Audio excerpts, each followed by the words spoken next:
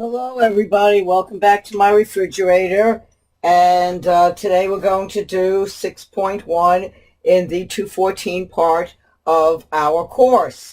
And what we're going to look at first is what's called equivalent fractions. And you may wonder what I have with all these magnets here.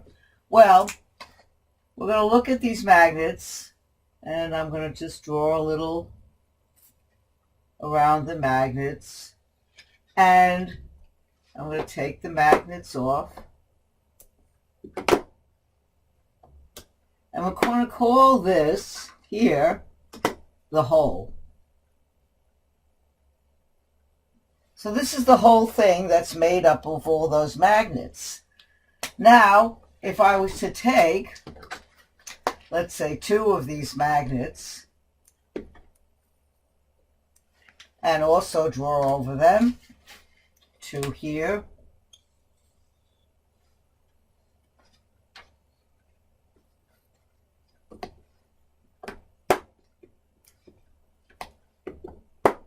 and two here,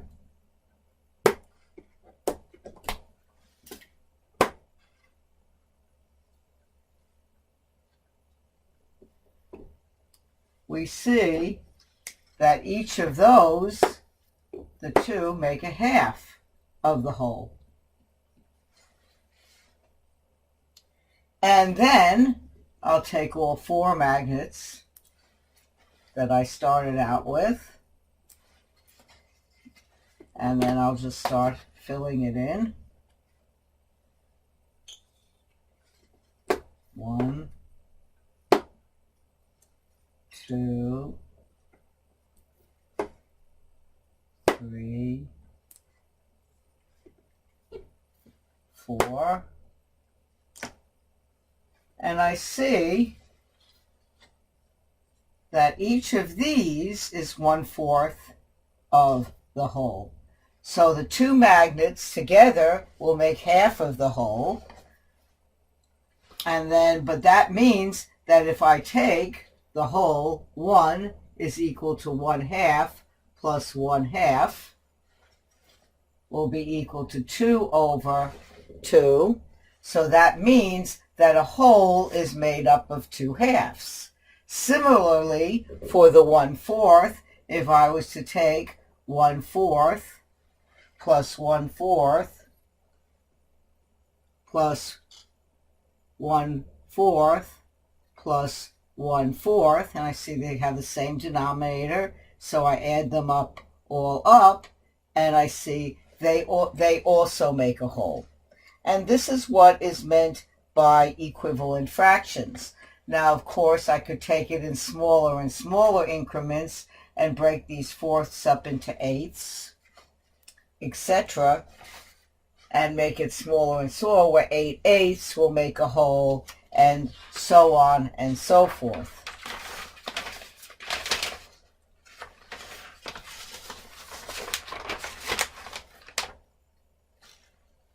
So we can see that 1/2 is actually made up of 2/4, etc. So we see that indeed 1/2 is equal to 2/4. So that means that, and that's what is meant by equivalent fractions. Now, equivalent fractions, of course, don't necessarily have to be a rectangle. So, for example, let's take a pizza pie, okay? And there's our whole pizza. And then, of course, if we break it up into quarters to make the whole pizza pie, 1/4, 1/4, 1/4, 1/4, that means one whole pizza pie, one whole pizza is equal to 4 quarters, which is equal to 1/4 plus 1/4 plus 1/4 plus 1/4. Now, of course, we can break this up even further. Let's say, and when you go into the pizza place, they usually break it up into eighths. So we're going to further break our pizza. And I'm going to do it here in green. And each of the green pieces is 1/8, 1/8, 1/8, 1/8, 1/8, 1/8, 1/8, 1/8. So that means that when we have the pizza pie broken up into eighths, we have, which is what happens when you go to the pizza place. So you have each person may get 1/8, 1, 2, 3, 4, 5, 6, 7, 8. So that means what we have here is 8/8 equal a whole pizza pie.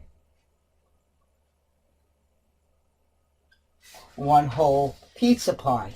Now, of course, we can break it up even finer than that, and we can break it up into 16ths. So that means we can break this pizza pie up now into 16ths. Let's say some people really don't want a whole slice, and sometimes what some pizza places do is we can break it up in the blue into 16ths. So I'm breaking it up into 16ths. Okay, so we have the eighths. So we have 1, 2, 3, 4, 5, 6, 7, 8. And then so we have 16ths in the blue. So we have then 1, 16 plus 1, 16 plus 1, 16. And I'll just put ... plus 1, 16. And there are 16 of them, 16 of these. And this will give us one whole. So this is an example of the pizza pie analogy of what is one would call equivalent fractions. And one could see that if we 1/4 here, so we see the 1/4 here is equal to 2/8. So we can see that indeed, and I'm just going to erase that. So if we were to just look at 1/4 of this pizza pie, that indeed 1/4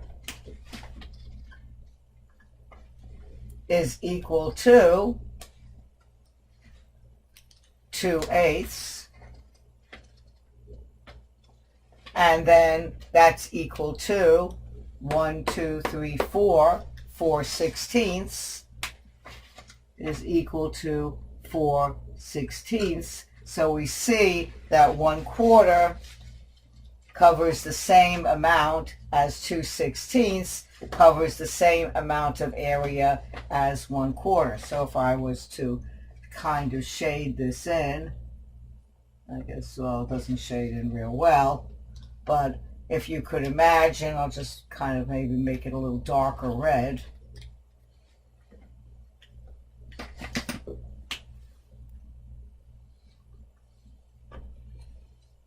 Where this is our 1/4, and you could see that inside the 1/4 we could have 2/8, 2 standard slices, or we can have 4/16.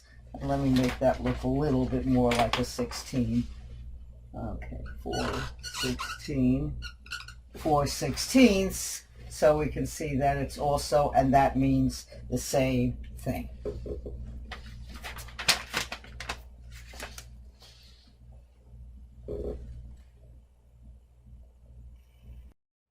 Now, of course, you can have your pizza pie cut in different ways. So we can have our pizza pie, let's say, cut in quarters.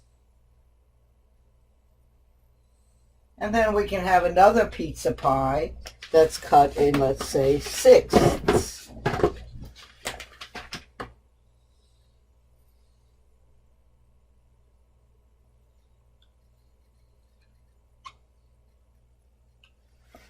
So we see that even though each of these is a quarter, So we have a quarter here, 1/4, 1/4, 1/4, 1/4.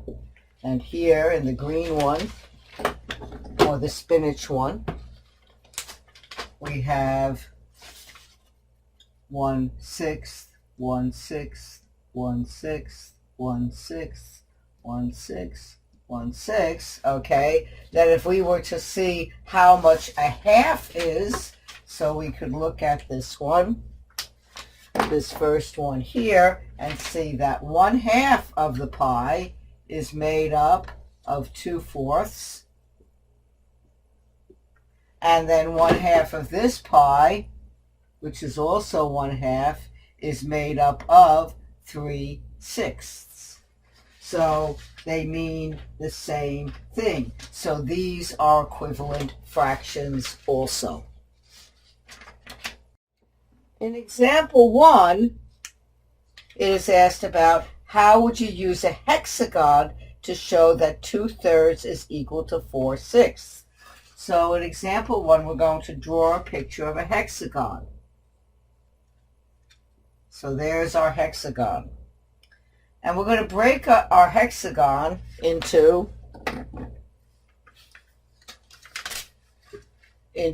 thirds. So to do that, we're going to do this, this, and this. So let's say this is 1/3, this is 1/3, and this is 1/3.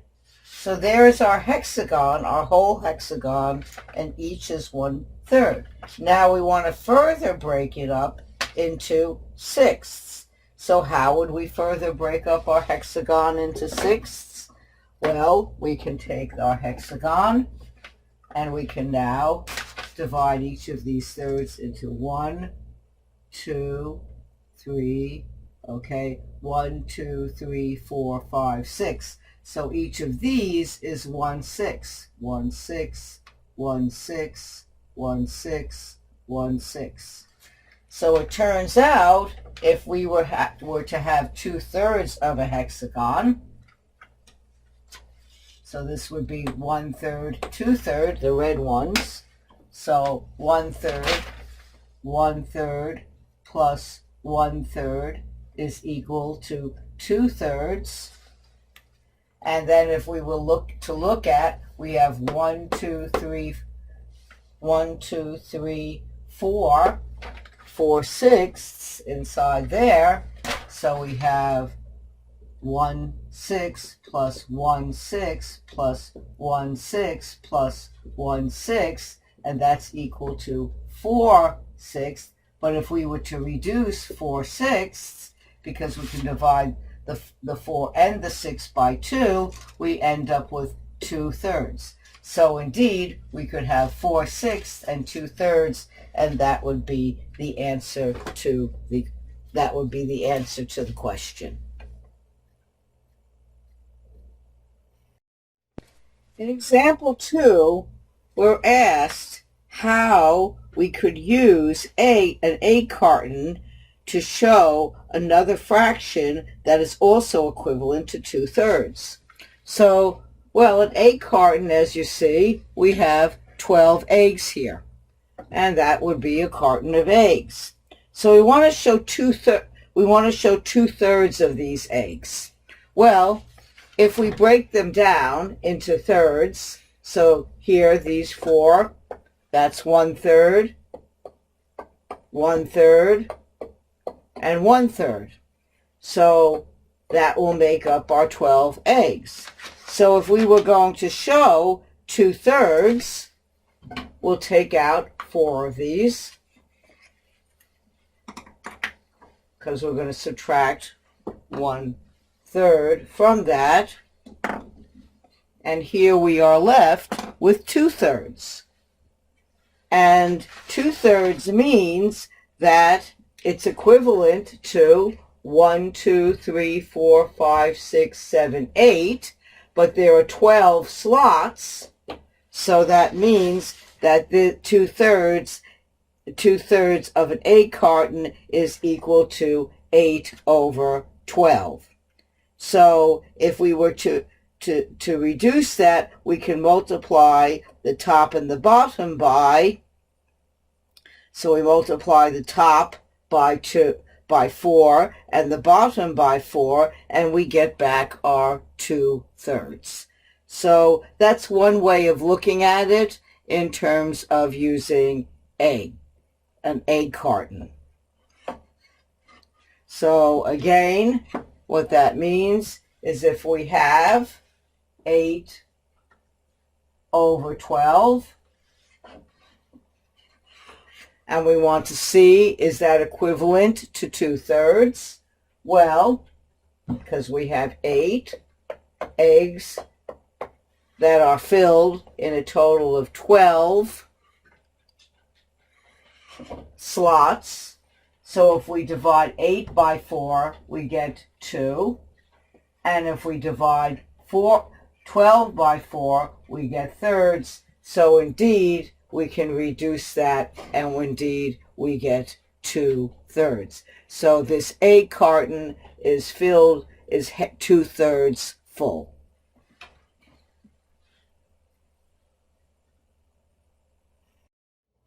The next thing we're going to look at is a ruler or a measuring tape.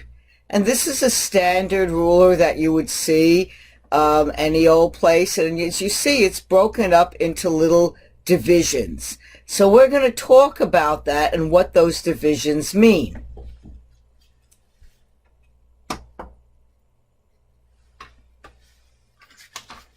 So if I was to blow it up and make it big, let's say, any of these, but I'm going to make it nice and big. So I'm going to say that my hole, let's say a whole inch, okay, so this is going to be a whole inch. And we can break up our whole inch, okay, we can break it into the half, which is the biggest of the, so I'm going to divide it in half, and this one here is going to be a half. Now I can further break that up and divide it into smaller bits, which are going to be quarters. So we start at 0. This is 1/4. This is 2/4. This is 3/4. And that's our quarters. Make it a little bit longer. So the green ones, which are the second biggest, is our quarters. Of course, the biggest of the biggest are each inch. Then we can further break it down into eighths, and that's the next size.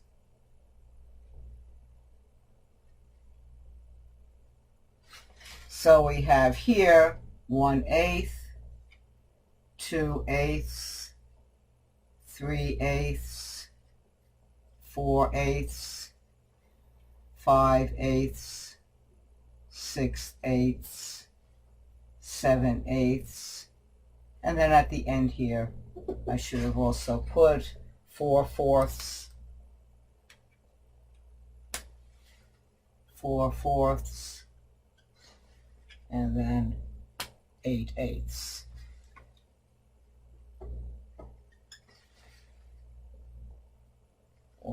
And of course, this will be one whole.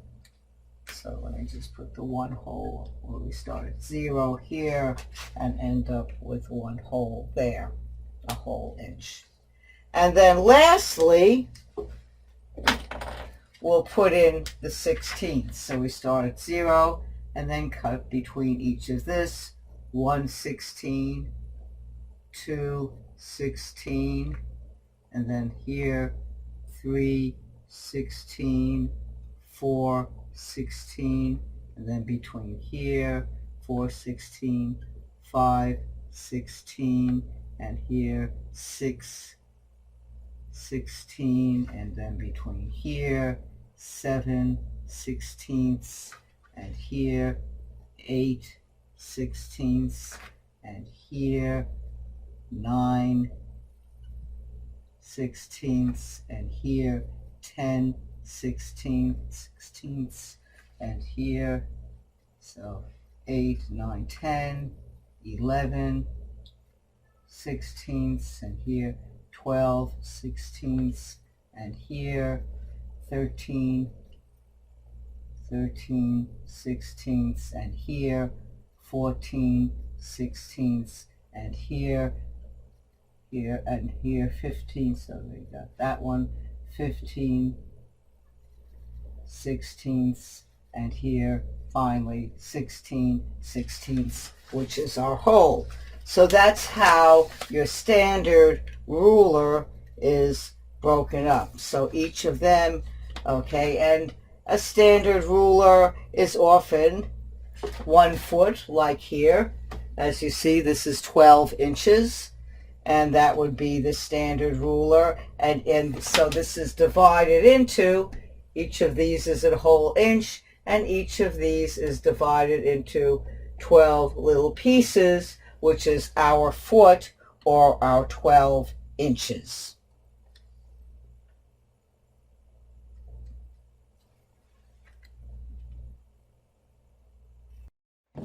So for my example, I magnified one of these units here. I guess that here. So here we have 2 inches. So I magnified it here. And we're going to look at that, the first 2 inches in the case of these examples.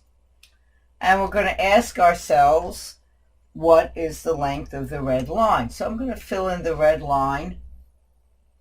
Of course, it looks much better in your PowerPoint or your workbook than in my my drawing here. And I'm going to figure out where this arrow ends. So I'll just drop a perpendicular. And I see that it stops at the 1/8. So it turns out that the length of the red line is 1 1/8 inches.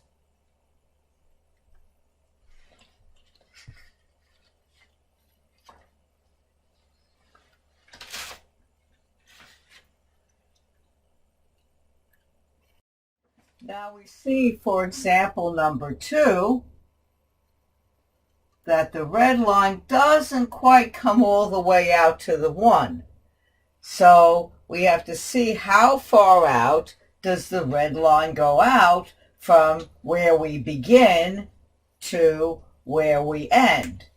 And here, since it's on the blue, which is the 8ths, this is an 8th, and there are 7 of these, so there's going to have to be another one of those. So that means that this is 7/8 of an inch, or inches.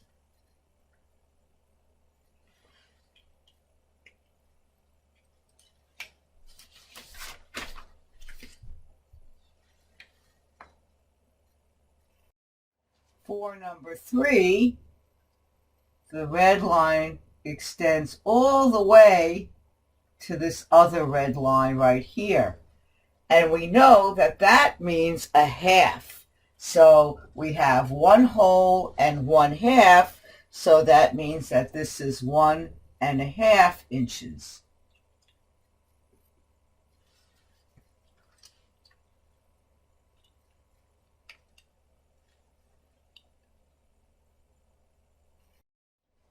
Now for number 4, we see that the red line goes out to here where that blue line is. And we know that the blue lines represent 1/8 of an inch. So we want to see how many does that cover. So I drop the perpendicular here. And we have 1, 2, 3/8, because that, remember, even though it's a quarter, it still is 2/8. So that means we have 3/8 of an inch, or 3/8 inches. however you want to express it.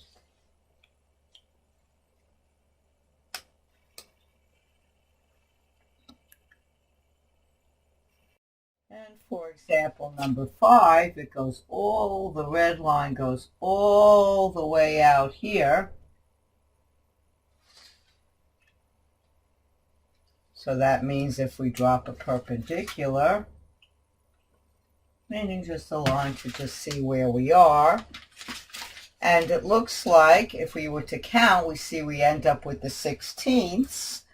So and if we were to count from here to here, so we have the whole, the 1, and then we have from here to here, we have 1, 2, 3, 4, 5, 6, 7, 8, 9, 10, 11, 12, 13 sixteenths of an inch or inches.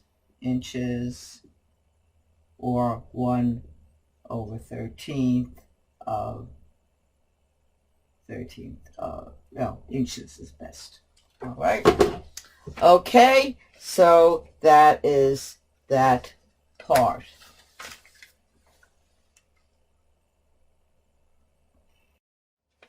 Now we're going to look at something called recurring decimals. And what recurring decimals means is essentially a repeated decimal.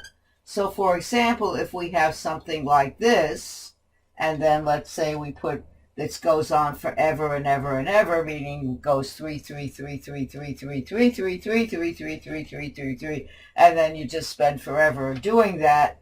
But to make life a little easier, the way we often write it is that means we put a bar over the repeating part, which is 3 in this case.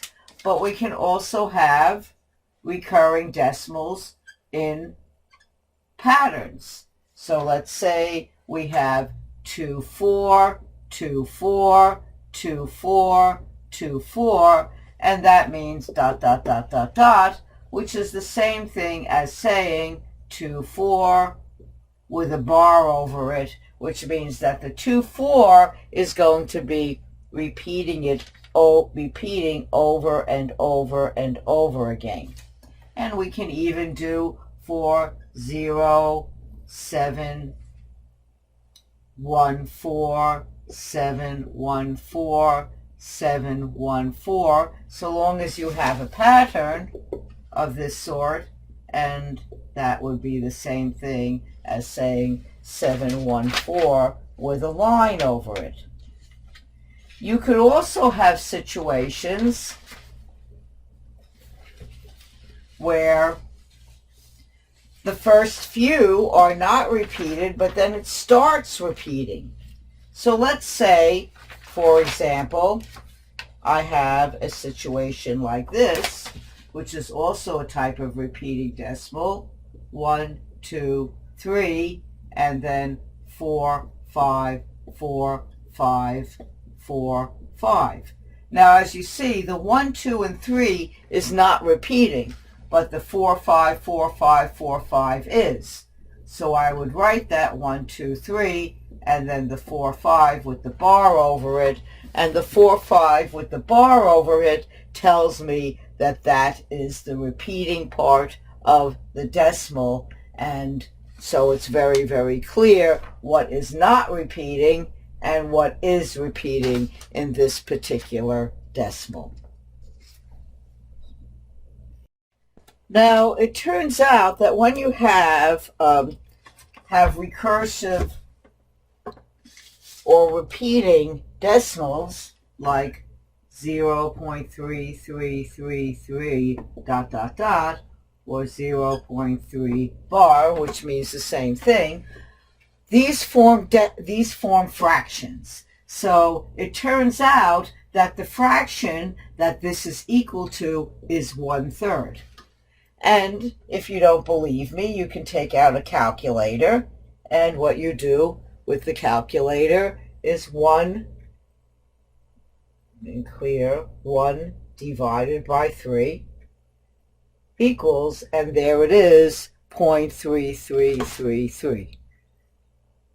So 1/3, and again, if you didn't see it, 1 divided by 3 And you can see on the bottom, the answer is 0.3333. So it turns out that when we have reoccurring decimals, that means we can also have fractions.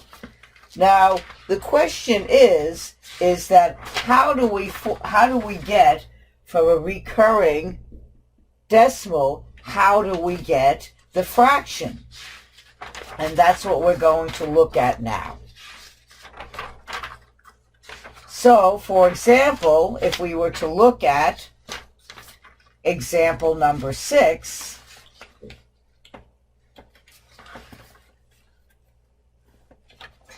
of the PowerPoint or your workbook, let's look at changing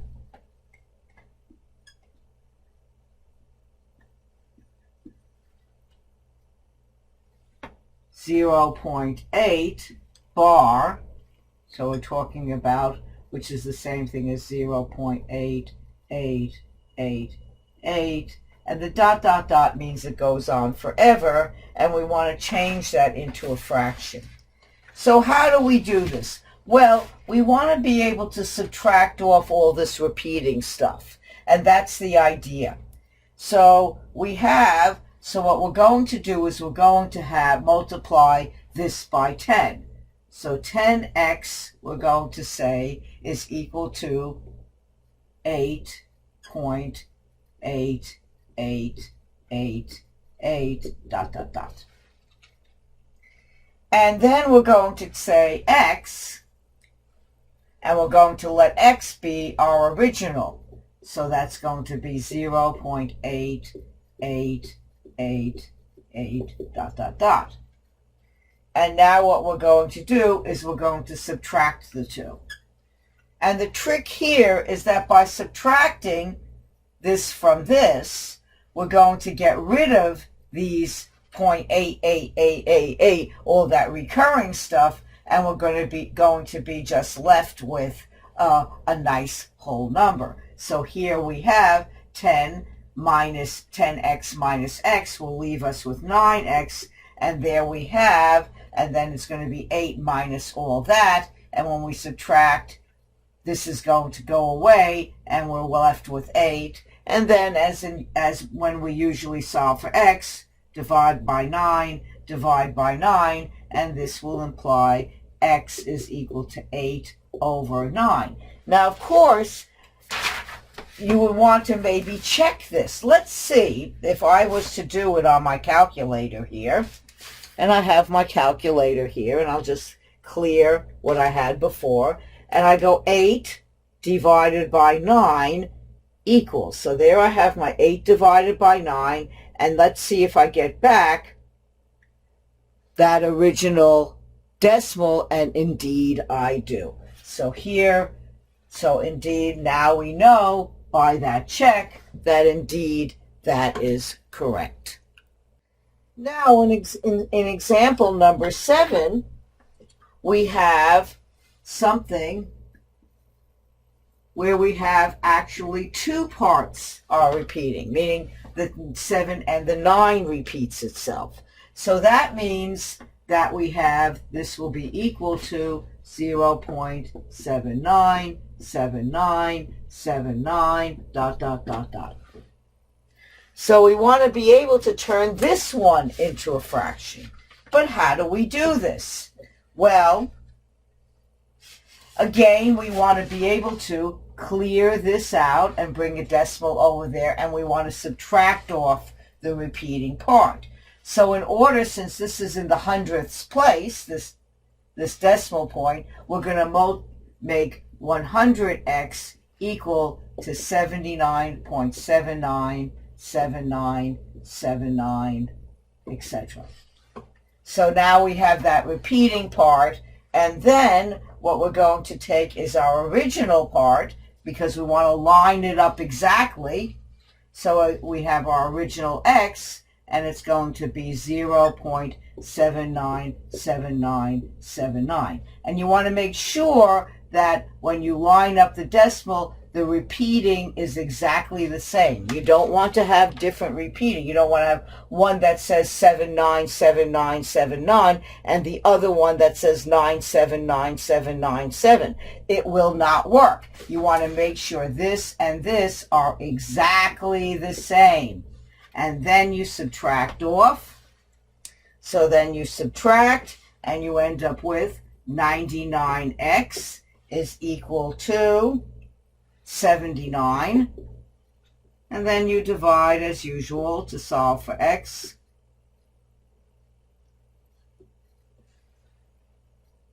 And this is your final x, and then let's go check it to see if we get back our 79 over 79 over 79, and I'm going to do that right now on my calculator. So let's see, we have 79 divided by 99, and what do we get back? Equals, and there it is. So I'll do it again so you could see better. So we have 79 divided by 99, and then we equals, and there we have our original back, and that's what should happen. So indeed, this is correct. So it's always a good idea after you do this is to check to see if you get back your original decimal. Now example number 8 is a little bit trickier because only part of the number is recurring. So we have 1.36, but only the 36 part is recurring. So that means what this is equal to is 0.1363636, but we have this 1 here that gives us a little bit of a problem. So what do we have to do to clear it? Well, I'm going to have to bring this decimal point over here to clear it. And we look at it, so we have the tenths, the hundredths, and the thousandths place. So that means we're going to have to multiply this by 1000x. That'll give me 136.363636. And now I want to clear the 36 part. So in order to do that, I want to make sure that I go over here. So the next thing I have to clear is this. So I can have the repeating 36.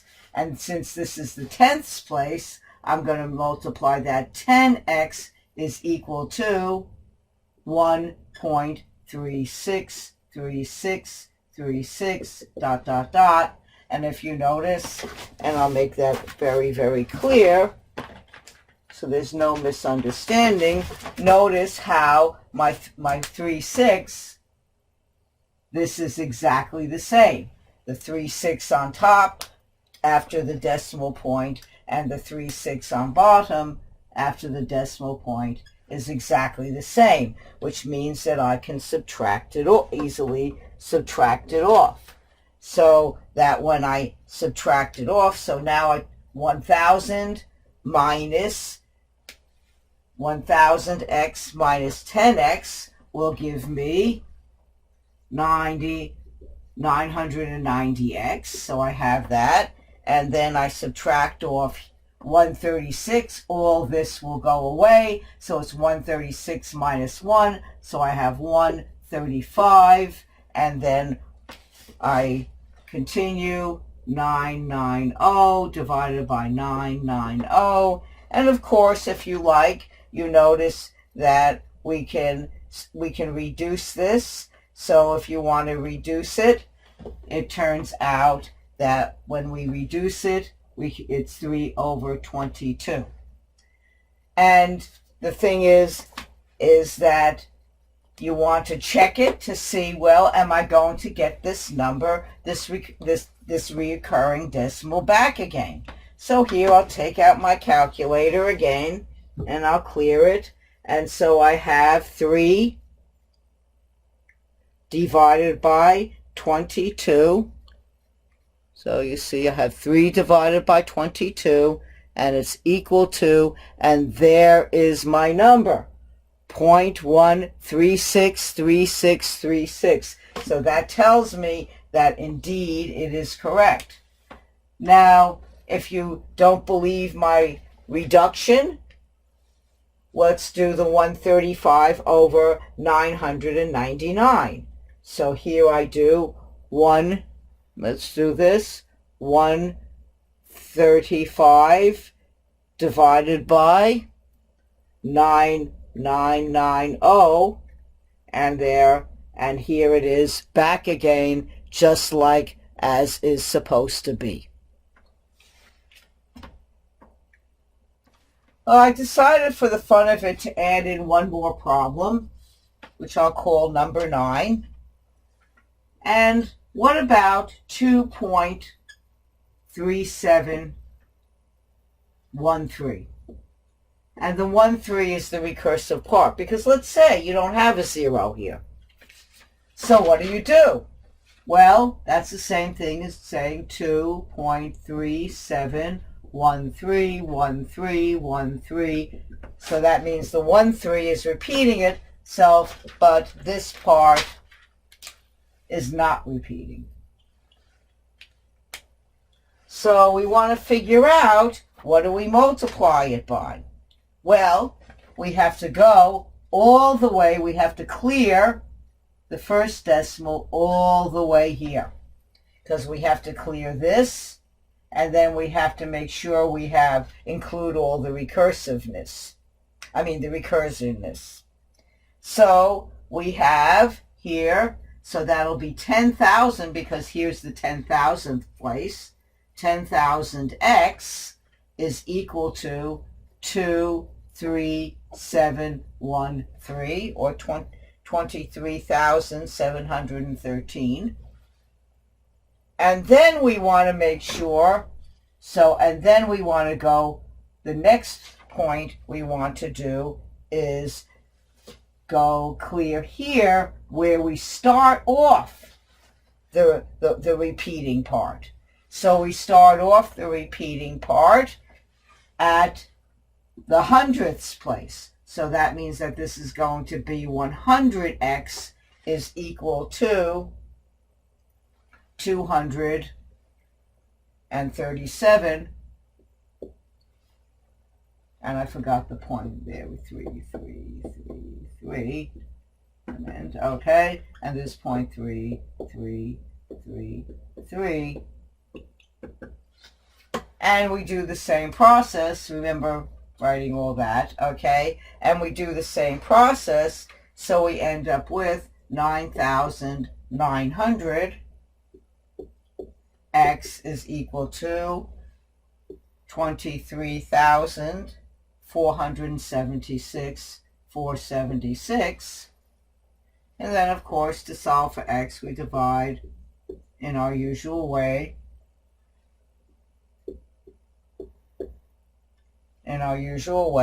And so this becomes our x.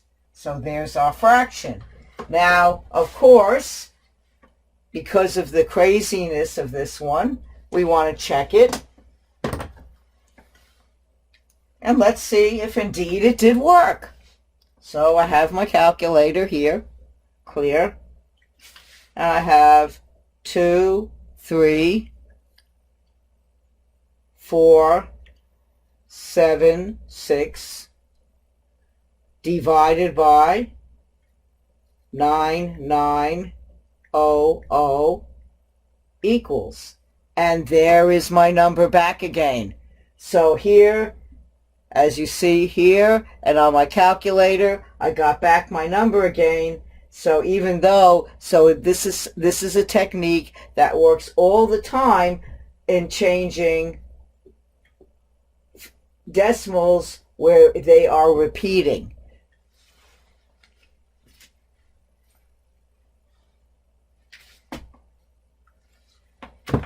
Okay, so thank you very much, and stay well, and until the next time, bye-bye.